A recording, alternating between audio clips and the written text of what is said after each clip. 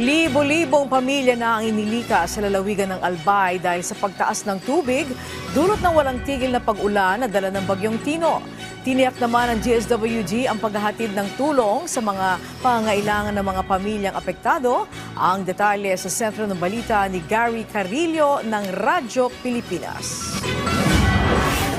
Tulong-tulong ang mga tauhan ng PNP, BFP, Coast Guard at ng lokal na pamahalaan ng Piuduran Albay sa paglikas ng halos 160 pamilya mula sa Sitio Lagaan, Barangay Banawan dahil sa banta ng storm surge na dulot ng bagyong Tino.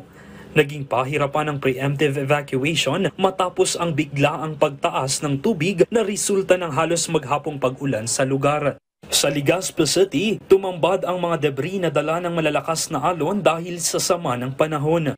Sa Palanas Masbate naman, ligtas na nasagip ng PNP ang isang PWD na nakatira sa flood-prone area matapos ang walang tigil na pag-ulan. 3 lalaki naman ang narescue ng Coast Guard District Bicol sa Virac, Catanduanes matapos tangayin ng malakas na alon dulot ng umiral na gale warning.